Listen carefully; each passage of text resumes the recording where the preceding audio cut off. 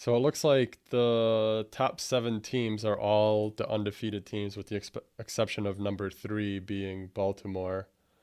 Do you think that's a pretty accurate representation? Do you think someone should be moved around, or I think what they have right now, I think that's pretty spot on. It's hard with the Pittsburgh Steelers and Tennessee Titans because they didn't play this week and they had that bye week, like forced bye week, I guess. right? But I think that top Yeah. seven is, I think it's where it should be. Maybe Seahawks ahead of the Pittsburgh Steelers with a 4-0, but I don't think it's that Yeah. much.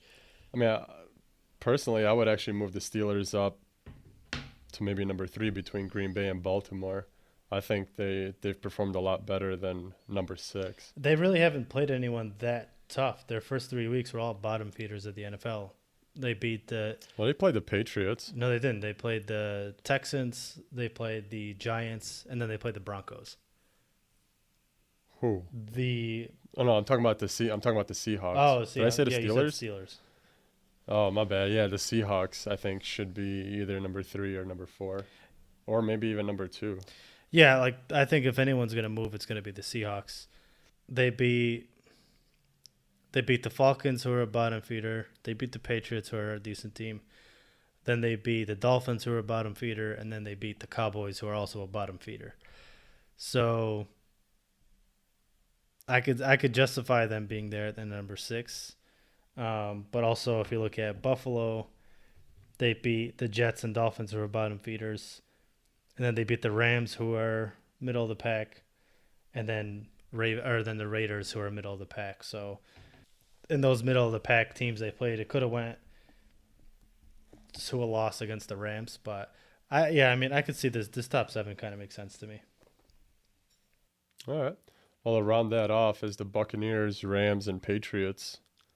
Anything? Would you change anything there? I think that looks all right. Uh, with the Bucks and Rams being 3-1, Patriots 2-2. I could see the Rams kind of being lower. I feel like they haven't really done anything that impressive. Yeah, their offense has been good, but again, they beat the Giants, they beat the Cowboys on a questionable Questionable call. call, and then they beat Oh, they beat the Eagles. right. So they're all kind of bottom feeders. How about, I guess, 11 through, well, I guess the middle of the pack. Looks like New Orleans is leading that with the Colts kind of up there. 49ers. Yeah, the only I guess the problem I have with the kind of the middle of the pack teams is the Dallas Cowboys. I don't think they should be at 20. If there wasn't a meltdown by the Atlanta Falcons, they would be 0-4. And I get it, they played in those games, they're competitive in all those games. Obviously, like that, we just said that Rams game was competitive, barring a suspect call. The Seahawks game was competitive. Um, Even, I mean, the Browns this week, they give them a run for their money, even though the Browns kind of started blowing them out. Dallas still stayed in yeah, it. Dak Prescott had a good game, that 500-yard passing or whatever.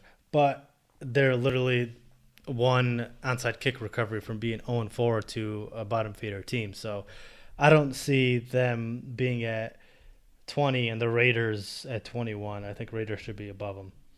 They beat the Saints, lost to the Bills. So, yeah, I just think that's too high for the Cowboys. And then Philly, too. I don't know how they're at 19. What have they really done? They just beat they tied with the Bengals, and then they just beat a 49ers team they brought in their third string quarterback because their backup quarterback wasn't doing anything. So I think Philly's too high on that for sure. Yeah, I would actually say Indianapolis is too high on that too. Losing to the Jaguars. I mean, they beat the Vikings. I think they beat the Jets or the Yeah, Giants. Jets.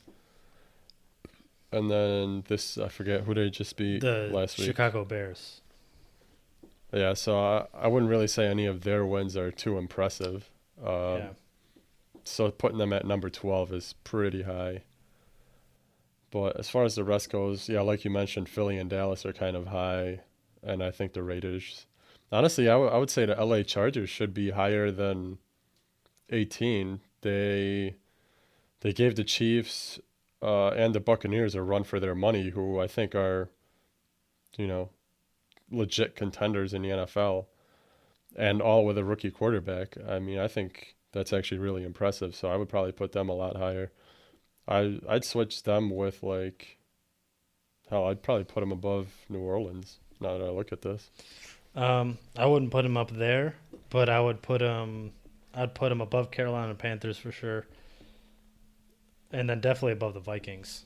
Looking at that list, yeah, because Vikings played absolutely awful until they just beat the 0-4 Texans, and yeah, the what's it called? The Chargers only beat the Cincinnati Bengals, but like you said, they were toe to toe with the Chiefs and the Buccaneers, who were, like you said, contenders. So I see them being above the Vikings for sure, and above the Carolina Panthers, who have had an okay season. yeah. And then kind of rounding out the bottom third. Anything surprise you there, or you kind of agree with everything that's Yeah, no, going I on? agree with everything there. I think from 22 down, starting with Chicago down is, yeah, I think it makes the most sense there. Pretty Yeah. accurate. Yeah. Only thing I would do is probably move Detroit down. I think their win over Arizona was kind of a fluke. I mean, Arizona's had a pretty bad meltdown these last 2 weeks. I don't know what happened after coming out super hot.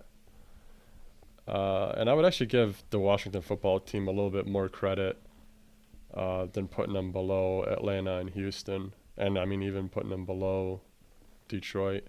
I think they're definitely playing a lot better than most people expected them to. And I think they're playing better than all these winless teams, even though Haskins hasn't really done much. Yeah, he hasn't stepped up that much this year. Obviously, they had that win against Philly, but I watched the one game against Cleveland, and he was just really erratic and inaccurate. And he only had one starting season as a college quarterback, so his footwork seems to be the biggest issue for him. But yeah, he was just throwing some balls in the dirt and shit, and just like, I don't know, he didn't look like a starting quarterback that game, at least. I didn't watch the other ones though. Yeah. Is Alex Smith still considered the backup there? No, what's his name is Oh, Kyle Allen. yeah, Kyle Allen is the backup, and then Alex Smith is there just to rehab. I don't know, For yeah, motivation. Yeah. So out of those winless teams that we mentioned, who do you think's got the biggest chance of getting their first win, at least this week or in the near future? Kind of what I mentioned earlier. The Texans, I think they beat the Jaguars. Yeah. I mean, who do you think out of those teams is kind of should not be winless at this point? Do you think it should have been the Texans, or I guess the Falcons should have? I would say the Falcons. They'd had just the meltdowns. Barring the meltdowns, they would be a 2-win team. So, yeah, I would say Falcons should at least have one win on their resume. I don't know if it counts as a resume, but you know what I mean. Yeah, I agree with the. I don't know if Texans will beat Jaguars. I still got hope, but I think Falcons might actually get a win over the Panthers. I don't know how Panthers are actually staying competitive, especially without McCaffrey. Pretty impressive, to be honest. Their defense did really good against the Chargers when they played them. Yeah, and then they almost lost that game. It was like, I don't know if you saw that hook and ladder that they almost got to win the game. Oh, That would've been yeah. dope. That would have been a great play, Um, yeah. Just kind of pitched it a little behind Yeah. Eckler, because that would have been a great comeback. Yeah, I mean they've been pretty. They've been pretty competitive, and they don't have that much talent. But Teddy B he's holding down the fort over there. That and Sir Purr, Sir yeah, their Purr. mascot. That's his name? Yeah, Sir Purr. I had no idea. That's my dog. That's Pretty my dog. dope. So between the Giants and the Jets, do you see them winning anytime soon? The Giants got the Cowboys, Washington, and Eagles coming up, so all division games. Jets got the Cardinals, Chargers, Bills, all pretty hard. I mean, barring Cardinals meltdown again, pretty hard opponents. Yeah, I see the Giants winning before the Jets do because the Jets have a harder schedule coming up and a worse team. So I see the Giants winning before the Jets do. Yeah, same here. And do you think the Jets can win it all? Honestly, looking at their schedule, you're like, well, yeah, I don't know where I'd put a win, you know? Yeah. But I think it's hard to go winless, even though that sounds weird to say. But they'll get a win somewhere. Trap game, you know? Yeah, right. On the other side of things, though, we got, 6 undefeated teams, although the Steelers and Titans should have played each other. I guess this week, considering that the Bills and Titans play each other, one of those will be a loser, but who do you think should not be winless or undefeated right now out of this bunch? Who should not be undefeated? Yeah, who do you think's kind of 4-0 or 3-0 and should actually have caught an L somewhere? I was actually going to say the Titans. The Titans and Bills are going to be, I think, the two teams that would potentially, because Bills basically, should have lost, almost lost, whatever it was against the Rams. They came down to that penalty. And the Tennessee Titans, almost lost to the Jacksonville Jaguars. They had a really questionable pass interference call on Miles Jack that gave them the game-winning field goal, basically. And then also they barely beat the Minnesota Vikings. So I think when you look at all those all the undefeated teams, I think Titans right now are looking like the weakest of the bunch. Well, would you say they're looking like the weakest, or they should have got the win? Because if you look at the Pittsburgh Steelers' opponents, none of them are really that impressive. Would you still say that I guess if they went head-to-head this week, would you say the Steelers would have beat the Titans? Yeah, I was going to predict the Steelers to beat the Titans. Who do you think is looking like they're going to stay undefeated for the longest? Or at least who do you think is the strongest team out of the bunch up here? I think Kansas City.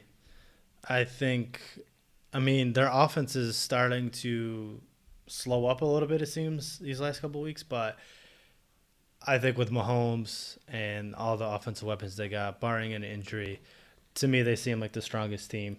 And I see them going the longest, being undefeated. Then I would put Packers next, but Kansas City to me right now seems like the top team in the NFL. Yeah, it was weird to see them kind of struggle against New England and the Chargers, but then just kind of blow out Baltimore. So it's kind of weird. And I know depends on which Mahomes shows up, but somehow they pull it out all the time. And looking at their schedule, they got the Raiders, Bills, and Broncos.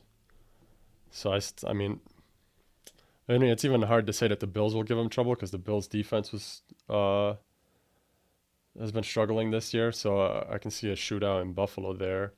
But the Packers got the Buccaneers, Texans, and Vikings. So if they can give Tom Brady another L, I can see the following 2 games being pretty easy for him. Thank you for listening in to this clip of the Moose Bros podcast. If you enjoyed this, please like, comment below, and subscribe to this channel to see more clips just like this one.